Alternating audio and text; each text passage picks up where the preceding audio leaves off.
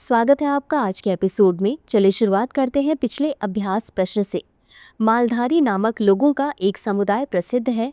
ए, दक्कन के पठार में शुष्क भूमि कृषि का प्रचलन के लिए। बी, कोरोमंडल तट पर पारंपरिक मछली पकड़ने की तकनीकों के लिए। सी, गुजरात के घास के मैदानों में वन पशुपालन जीवन शैली और पशुपालन के लिए। डी, पश्चिमी घाटों में मसालों की खेती के लिए।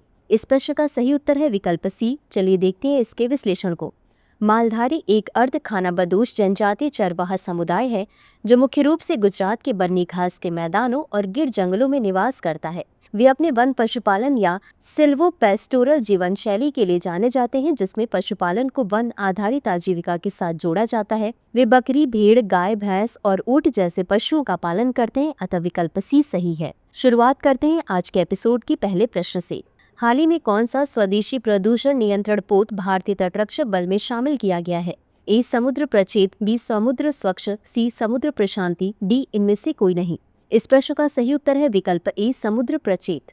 चलिए देखते हैं इसके विश्लेषण को।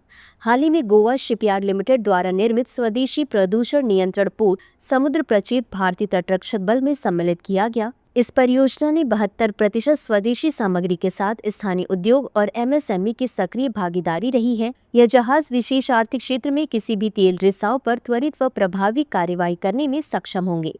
अगला प्रश्न है, उत्तर प्रदेश सरकार द्वारा शुरू किए गए HRMS पोर्टल का प्राथमिक उद्देश्य क्या है? ए, उद्योगों के लिए भूमि आवंटन को सुव्यवस्थित करना। बी, उद्यमी मित्रों के लिए मानव संसाधन कार्यों को स्वचालित करना। सी, निवेश प्रस्तावों के लिए एक डिजिटल प्लेटफॉर्म बनाना। या डी, औद्योगिक गतिविधियों की निगरानी करना।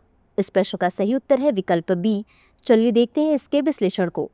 HRMS पोर्टल को प्रमुख मानव संसाधन कार्यों जैसे उपस्थिति, अवकाश प्रबंधन, पेरोल प्रसंस्करण और फॉर्म 16 जनरेशन को स्वचालित करने के लिए विकसित किया गया है, जिससे उद्यमी मित्रों की दक्षता में वृद्धि होती है, अतः विकल्प बी सही है। अगला प्रश्न है, वर्ल्ड फूड इंडिया के संदर्भ में निम्नलिखित कथनों पर विचार करें। एक, यह भारत सरकार द्वारा आयोजित एक अंतर्राष्ट्रीय मेगा कार्यक्रम है जो भारत के खाद्य प्रसंस्करण उद्योग को वैश्विक मंच पर बढ़ावा देता है। दो, इसके चौथे संस्करण का आयोजन नई दिल्ली में किया जाएगा। उपर्युक्त में से कौन सा या कौन से कथन सही है या सही है?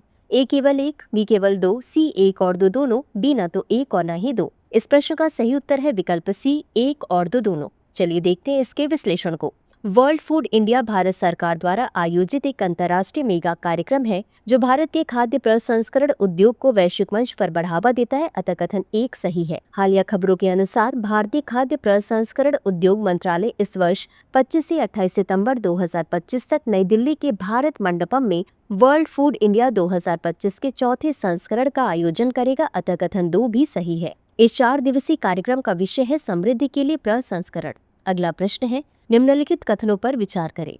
एक, चोल गंगम झील गंगई कोंडा चोलपुरम के पास फैली हुई लगभग 17 किलोमीटर लंबी जल संरचना है। इसका पूर्व क्षेत्रफल लगभग 16 मील था। 2, यह झील वर्षा जल और कोल्लीडम नदी से आने वाले पानी पर निर्भर करती थी, किंतु अब इसकी कई नहरें बंद हो चुकी हैं। उपर्युक्त में से कौन सा या कौन से कथन सही नहीं है या नहीं है? ए, केवल एक। बी, केवल दो। सी, एक और दो दोनों। डी, न तो एक और न ही दो। इस प्रश्न का सही उत्तर है विकल्प डी, न तो एक और न ही दो। चलिए देखते हैं इसके विश्लेषण को। चोल गंगम झील गंगई कोंडा चोलपुरम के पास फैली हुई लगभग 17 किलोमीटर लंबी जल संरचना है। इसका पूर्व क्षेत्रफल लगभग 16 मील था, अतः कथन एक सही है। यह झील वर्षा जल और कोल्लीडम नदी से आने वाले पानी पर निर्भर करती थी, किंतु अब इसकी कई नहरें बंद हो चुकी हैं, अतः कथन दो भी सही है। राजेंद्र चोल ने गंगा के जल को यहाँ लाकर तरल विजय स्तंभ के रूप में इस जलाशय का निर्माण करवाया था, जो उनकी विजय का प्रतीक था। समय के साथ यह झील सिकुड़ गई है और वर्तमान में खंडहर की स्थिति में है,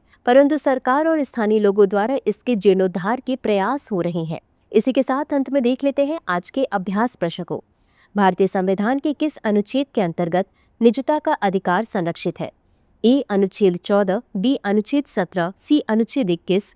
डी, अनुच्छेद 24। इस प्रश्न का उत्तर कमेंट बॉक्स में जरूर दें। आज के लिए बस इतना ही। धन्यवाद।